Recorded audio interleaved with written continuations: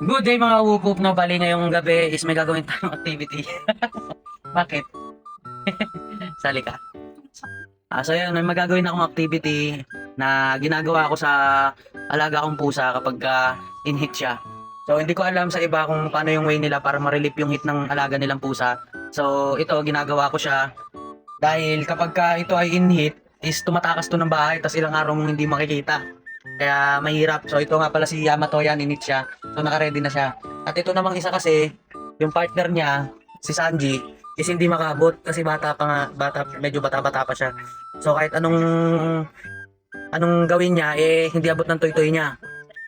Kaya yun, ito, so sa iba, ewan ko na lang, kayo na lang magtama sa ginagawa ko, pero ito yung nagiging way ko kung paano ma-relieve yung hit niya.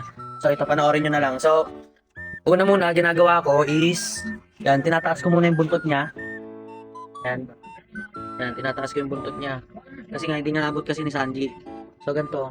Tataas ko yung buntot niya. Tapos, pagtaas ko sa buntot niya, pagka umungol na siya, yun na yung badya na na-relieve siya ng kaunti. So, ito. Sa dulo ng buntot niya, yung parang pinaka ito, yan, nakikita niyo yung daliri ko, yan. Yan, nagre-react siya, di ba? So, ito, pagka pinisil ko yan, na banda sa puwet niya, pag binaba ko to, pagka umungol siya, yun na yung, yung medyo na-relieve na siya. Tapos, pag pumiglas siya, yun, okay na yun. So, yan. Yan.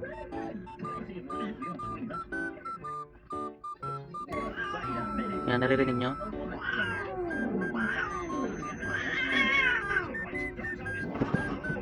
Yan. Na-relieve na siya. Yan. So yung kasi si Sanji is hindi makaabot on, 'di ba? Nagalit. Yan, hindi makaabot si Sanji. Kaya mag-aano siya, magliligahig na siya. So hindi niya na kailangan yung patong ni Sanji dahil medyo na-relieve na siya, guys. Kaya pag nilalapitan siya ni Sanji, is nagagalit na siya. Pinapalayo niya na kasi medyo na-relieve na yung hit niya. Yan. Kaya pag naganyan na siya, dila-dila na ulit tapos nagkakahig-kahig. Yan, okay na yan. Panoorin nyo sila. Okay na siya niyan. Hindi na siya lalapit ulit sa akin. Kasi pagka in-hit siya kasi, guys, lumalapit yan sa akin si Yamato para magpaganon. Kasi nga, yan nga, nababatrip siya dito sa isa dahil hindi hindi nga abot. Kahit anong gadget niya, wala pa rin. Hindi makalapit tuloy. Natatakot siya kasi nanaaway na siya ni Yamato pagka naganon na siya. So kapag init siya, pumapayag lang rin naman siya magpapatong pero wala siyang gana. Susubok siya. Pero may pananakot pa rin, takot pa rin siya eh.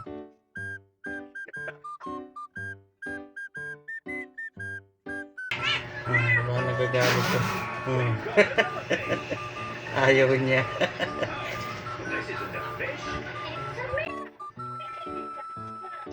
Ayaw niya na magpalapit.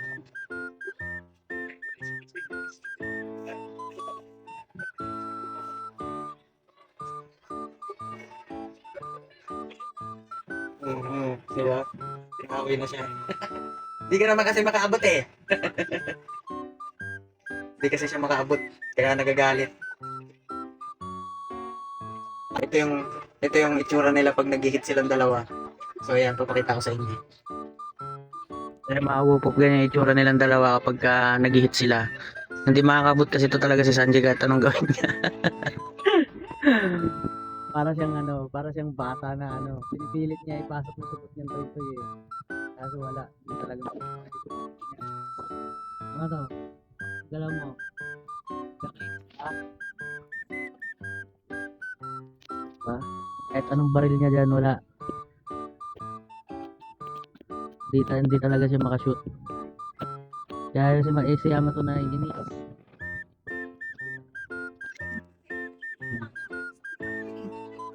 Walang kagana-gana.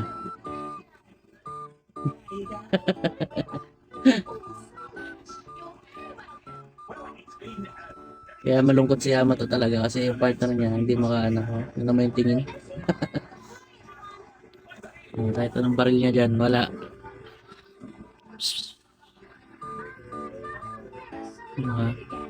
Para kaya si Yamato na inis na lang eh. Naaway na lang to si Sanji eh.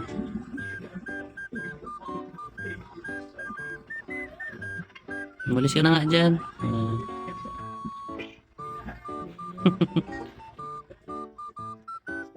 Wala na, wala talaga siyang gana.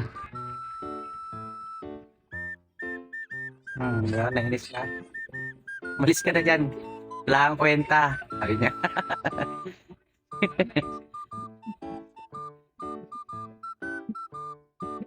So yung mga wupok, no, bali, yun yung lagay nila pagka nag-hit silang dalawa.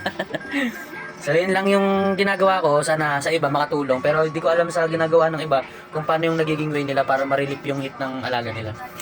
So yun, sana nakatulong. Peace out.